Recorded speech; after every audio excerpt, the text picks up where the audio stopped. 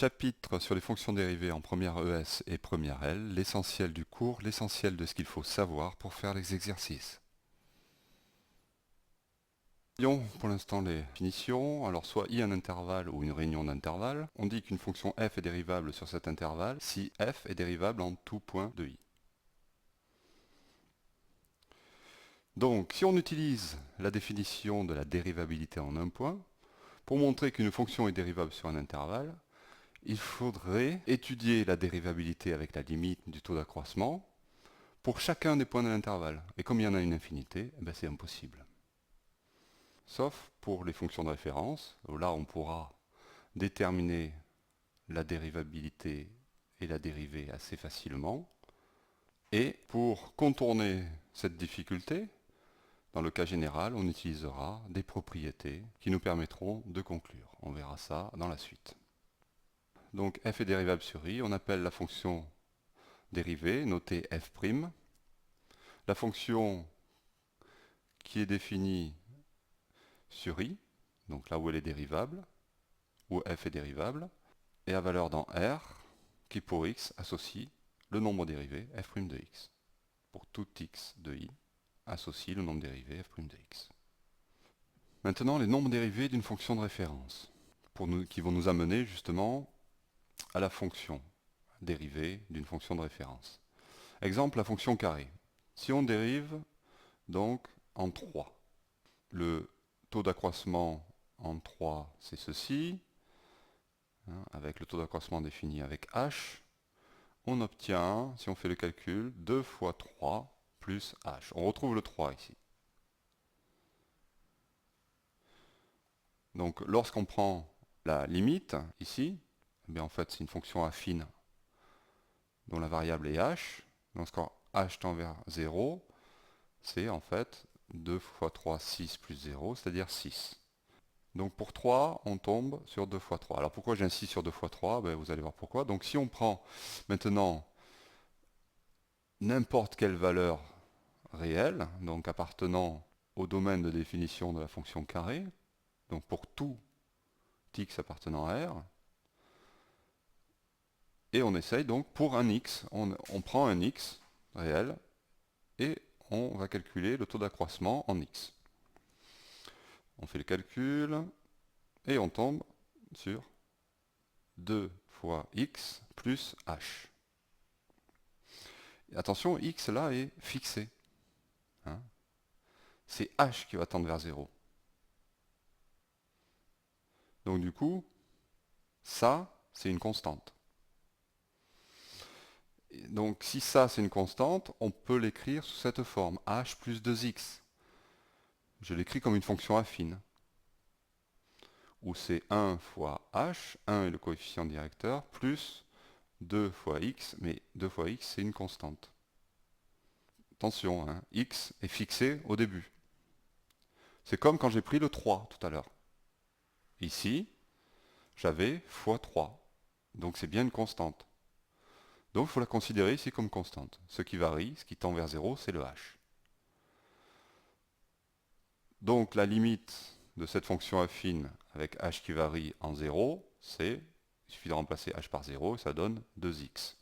Donc la limite existe, donc la limite de ça existe, et on peut écrire que la limite du taux d'accroissement est égale à la limite de ça, et comme on l'a dit, c'est 2x. Et comme on a fait ça pour n'importe quel x appartenant à R, eh bien on peut dire que pour tout x appartenant à R, f est dérivable en x,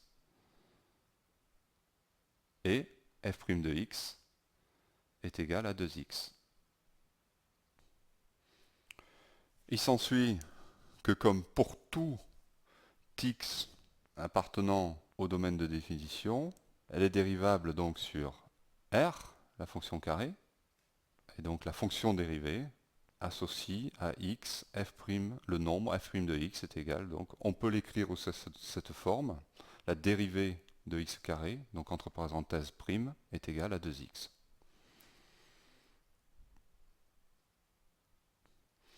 Ainsi, donc on a montré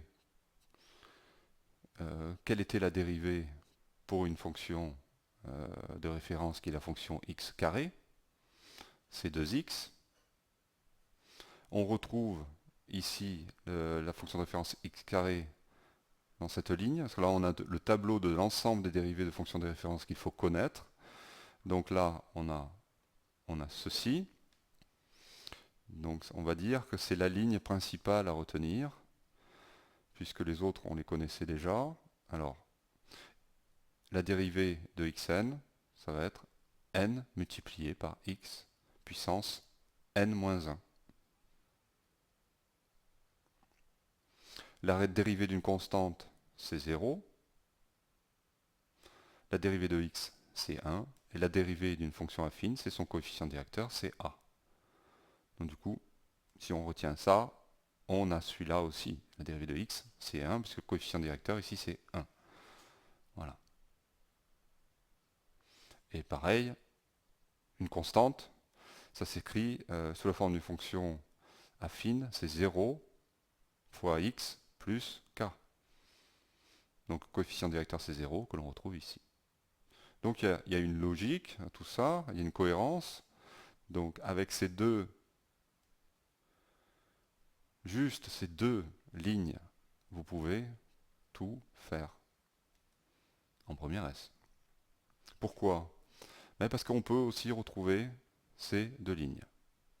Comment?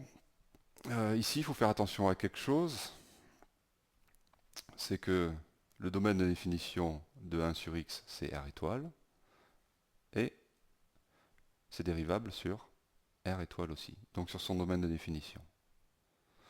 Donc pour toutes ces fonctions sont dérivables sur leur domaine de définition, excepté celle-là, qui ne l'est pas. En effet, le domaine de définition de la fonction racine de x, c'est R+, c'est supérieur ou égal à 0, alors qu'elle est dérivable en tout point de son domaine de définition, excepté le 0. Donc elle n'est pas dérivable en 0.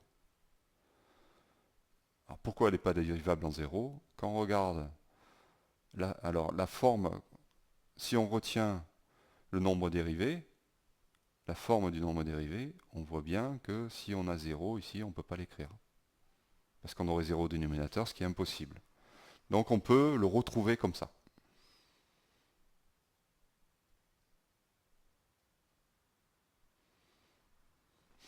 Donc ici, résumé de ce que j'ai dit, 1 sur x est défini sur R étoile. Donc elle est dérivable sur la réunion d'intervalles moins l'infini 0, union 0 plus l'infini. Donc réunion c'est où? Donc là-dedans, attention, 1 sur x, il faut faire attention, n'est pas définie en 0, alors elle n'est pas dérivable en 0. Ça c'est quelque chose d'important. Une fonction qui n'est pas définie en un point, eh bien forcément elle ne peut pas être dérivable. Il faut au moins qu'elle soit définie en ce point, pour qu'elle soit dérivable en ce point. Pour la fonction racine de x, elle est définie sur R+. La fonction racine de x est dérivable sur R privé de 0, c'est-à-dire sur 0 ouvert plus l'infini. La racine de x est donc définie en 0. Donc là, c'est différent du cas de tout à l'heure. Là, elle est définie en 0, mais elle n'est pas dérivable. Donc voilà l'exception qu'il faut retenir. C'est la seule fonction qui n'est pas dérivable sur tout son domaine de définition.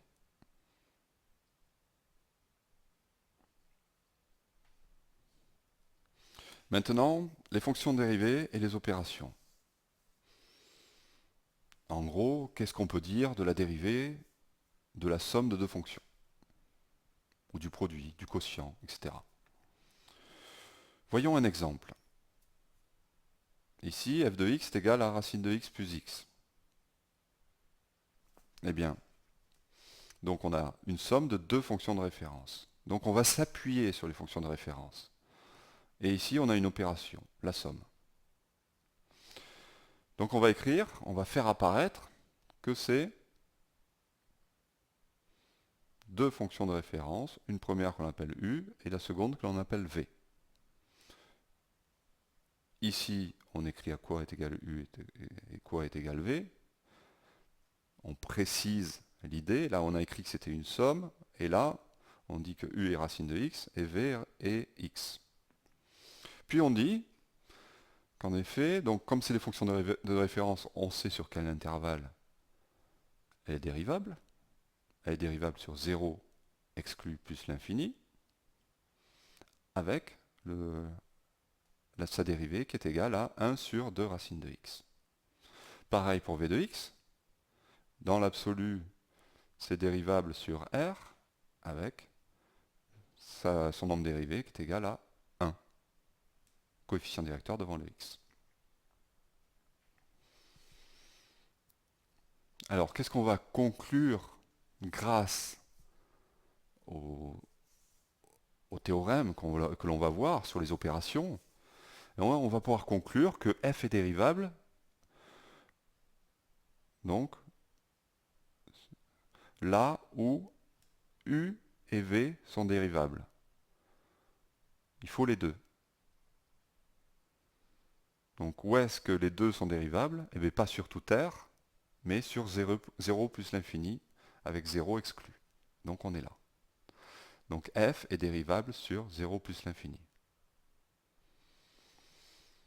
Et la dérivée est alors la somme des nombres dérivés. Donc la dérivée de la somme est égale à la somme des dérivés. Mais là où c'est dérivable, où chacun des termes de la somme est dérivable. Ainsi, qu'est-ce qu'on vient d'écrire? Que la dérivée de la somme est égale à la somme des dérivés. Mais attention, sur un intervalle qui est commun aux deux fonctions. Sur cet intervalle commun, les deux fonctions doivent être dérivables.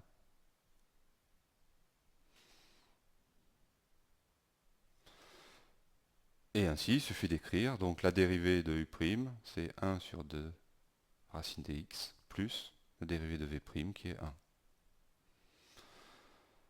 Donc, résumons dans un tableau tout ce que l'on doit savoir, toutes les propriétés qu'on doit savoir, et on verra comment démontrer les deux premières juste après. Donc voilà qui est important. U plus V, la dérivée de la somme est égale à la somme dérivée, ça on venait de le voir. La dérivée d'un produit, c'est cette expression, donc il va falloir respecter. On a u en premier, donc on dérive u en premier, on multiplie par v, là il n'y a pas de prime, c'est v tout seul, plus, quand c'est un produit c'est plus, u, cette fois-ci, tout à l'heure on avait u', on a u multiplié par v'. Du coup, on a aussi, si on multiplie ici, au lieu de multiplier par une fonction qui varie, donc qui est fonction d'une variable x, on multiplie par une constante, on a le résultat suivant, la dérivée d'une fonction multipliée par une constante, c'est la constante multipliée par la fonction dérivée.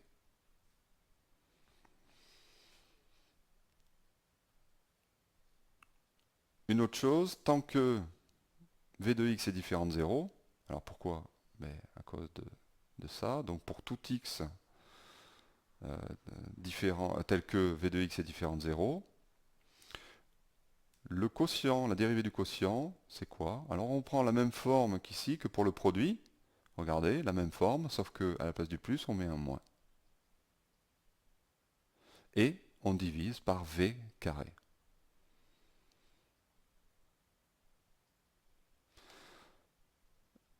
Et ainsi, donc la dérivée de l'inverse d'une fonction, ça va être moins v' sur v carré. Si à la place de u on prend 1, la dérivée de u c'est 0, et alors en appliquant cette formule, on trouve ceci. Pareil, si à la place de u on prend k, la dérivée de u c'est alors 0, puisque k est une constante, et en appliquant cette formule, eh bien, il ne reste plus que ce côté, Donc on a kv'.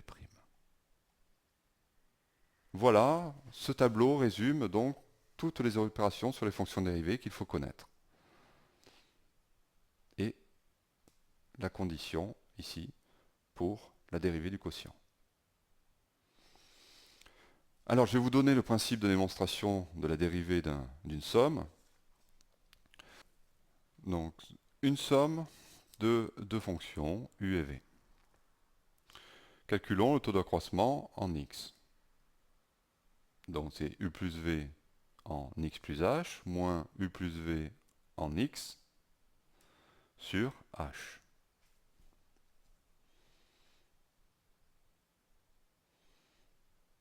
Comme c'est la somme, eh bien, on peut écrire c'est u de x plus h plus v de x plus h pour ceci, moins u de x moins, évidemment, v de x sur h. On regroupe les u, donc on a ceci, et les v, voilà. On écrit le quotient sous la forme d'une somme de deux quotients, ça on a le droit, toujours, donc on a la différence des u sur h, et la différence des v, là, sur... Donc qu'est-ce qu'on va faire de l'égalité que l'on a trouvée là? Si on considère que les deux fonctions u et v sont dérivables en x, ou que x appartient à un intervalle où les deux fonctions u et v sont dérivables. Alors ici, on a l'expression du taux d'accroissement de u en h, en x, où c'est dérivable, donc la limite de ça, c'est égal au nombre dérivé u' de x. De même ici pour v, c'est égal à v' de x.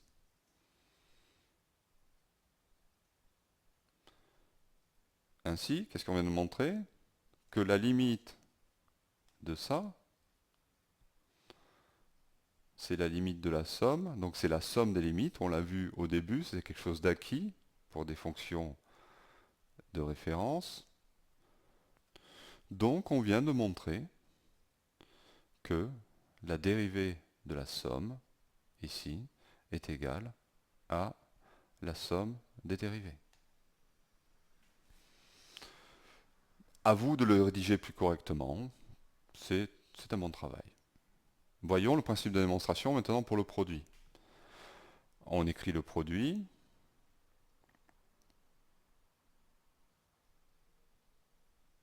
Donc le produit, la fonction produit, ici, sur h, et donc en fait c'est u de x plus h multiplié par v de x plus h, et moins u de x fois v de x. Là, il y a une astuce. Qu'est-ce que l'on va faire? On va faire apparaître ce terme et l'enlever. Donc les deux s'éliminent en fait. Bien. Grâce à celui-là, on va pouvoir mettre v de x plus h en facteur et on obtient ceci. Là, qu'est-ce qu'on met en facteur? U de x. Et on obtient ceci. Le tout sur h. Donc, ce quotient peut s'écrire aussi de cette façon. Ceci, multiplié par v de x plus h, plus ceci, multiplié par ceci. Pareil, de la même façon, le passage à la limite va nous donner ici un nombre dérivé. Là, ça va nous donner le nombre dérivé aussi. Donc là, on aura u' de x multiplié par, lorsque h tend vers 0, on aura quoi? On aura x. Donc ça va tendre vers v de x. Donc on aura u' v plus u v'. Voilà l'idée.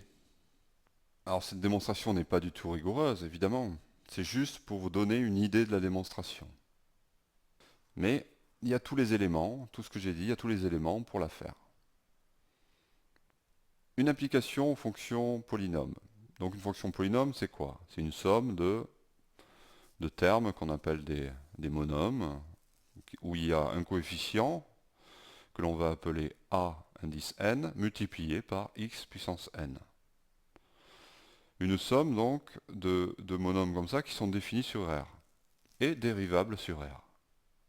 Encore une fois, encore donc des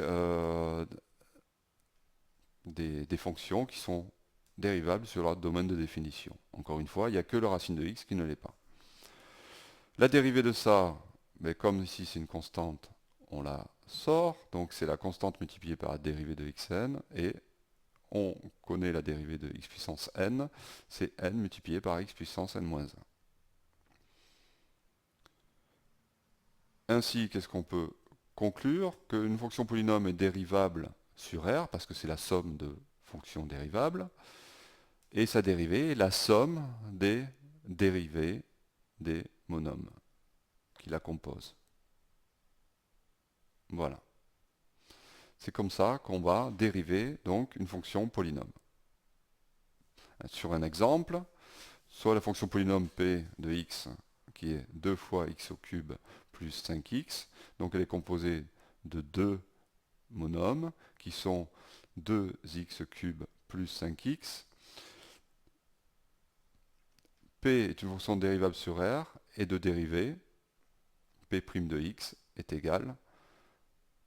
Et on peut donc l'écrire de cette façon, on l'a vu, la somme des dérivées donc de chaque monôme, donc dérivée de 2x cube plus dérivée de 5x.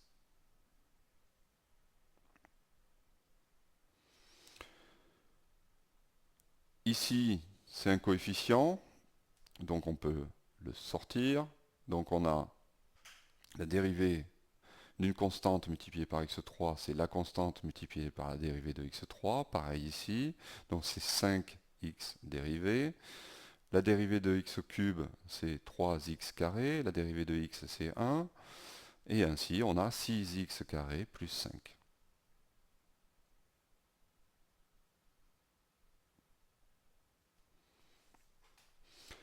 Quel est le lien entre les signes de f' et les variations de la fonction? Donc les signes de la fonction dérivée et les variations de la fonction. Donc ça, c'est capital, parce qu'on va l'utiliser sans arrêt pour étudier les fonctions.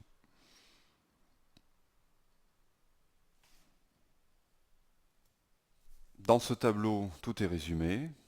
Si quand la dérivée est positive, alors la fonction est croissante. L'intervalle sur lequel la dérivée est positive, alors la fonction est croissante. L'intervalle sur lequel la fonction dérivée est négative, la fonction est décroissante.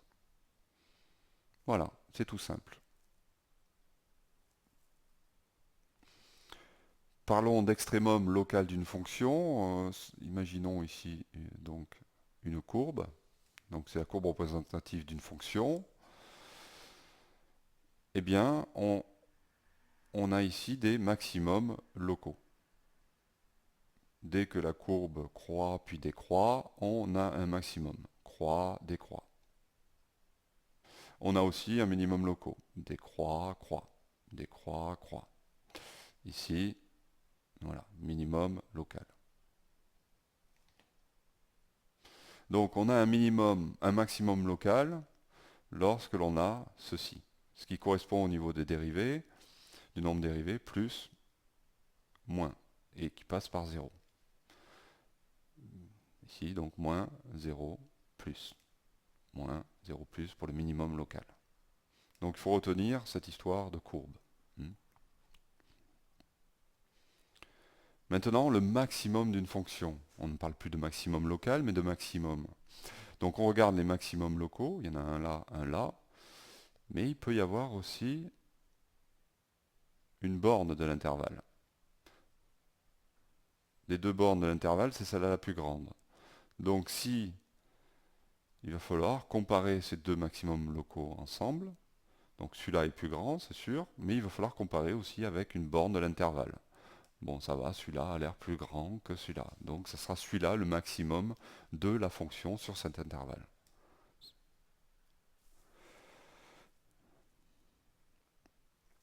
De même avec le minimum, donc les minimums locaux, ok, on peut déterminer le minimum entre les deux minimums locaux, c'est celui-là, mais il va falloir regarder aussi les bornes de l'intervalle, donc comparer avec celui-là aussi, ce minimum. Et donc le plus petit, c'est celui-là.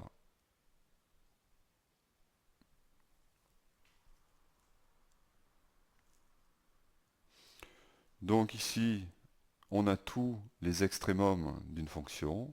Donc en A, les bornes sont des extrémums. En B, c'est un maximum local et un maximum sur tout le domaine de définition de la fonction. Et le maximum, en B, il a pour valeur l'image de B par la fonction. Le minimum, en C, minimum, on va dire global, donc sur tout l'intervalle de définition de la fonction, lui a pour image f de c, puisque ça appartient, ce point appartient à la fonction, à la courbe de la fonction. C'est l'image de c par f. En D, donc ça c'est un maximum local, un minimum local, et ici, encore un maximum local.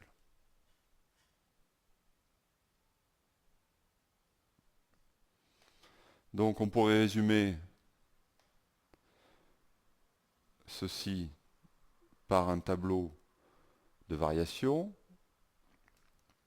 Donc comme ça, comme ça, comme ça, comme ça, comme ça.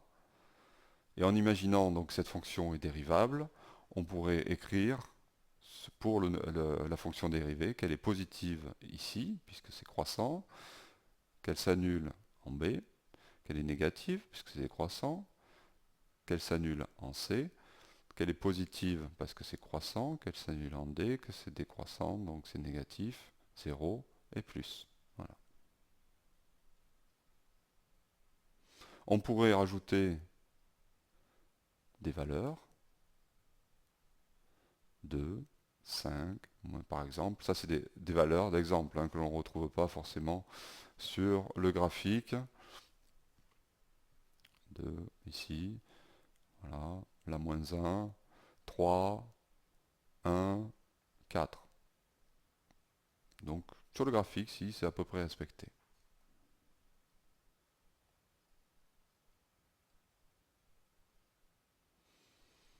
Et donc, on a cette histoire. Si on avait seulement le tableau de variation, on pourrait aussi déterminer les maximums locaux. Donc ici, 5, 3, 4. Et le plus grand maximum, en fait, est le maximum sur tout l'intervalle, donc c'est 5. Pareil pour les minimums. Minimum locaux, on a 2, moins 1, 1.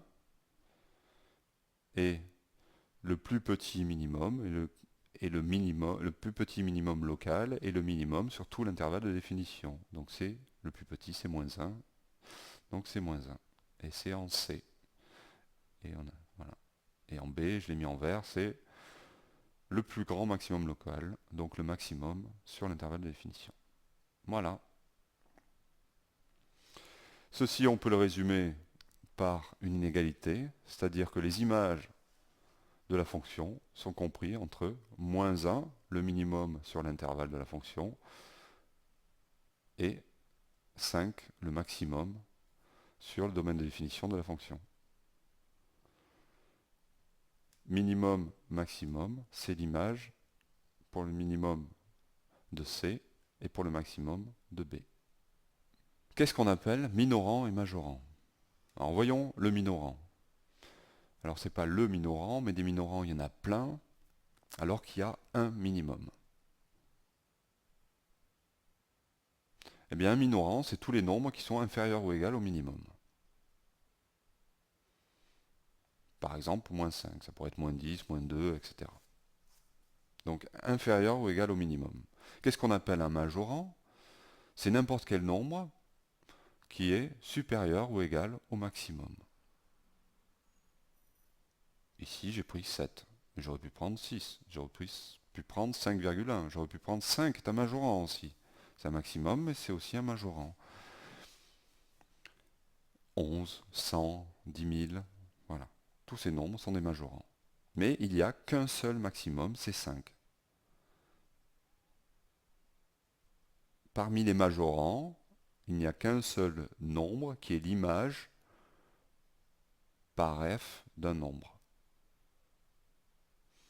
De même, parmi les minorants, il n'y a qu'un seul nombre qui est l'image par f d'un nombre, c'est le minimum.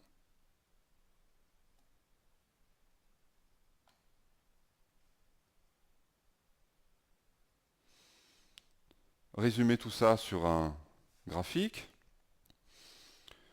Donc le maximum, le minimum, et majorant, c'est tout ce qui est au-dessus, supérieur ou égal du maximum, et minorant, c'est tout ce qui est inférieur ou égal au minimum.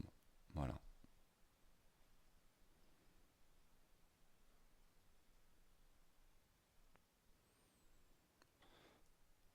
La partie courte du chapitre fonctions dérivées en première ES et première L se termine ici. Rendez-vous maintenant à la deuxième vidéo pour faire des exercices, pour voir les méthodes et la rédaction.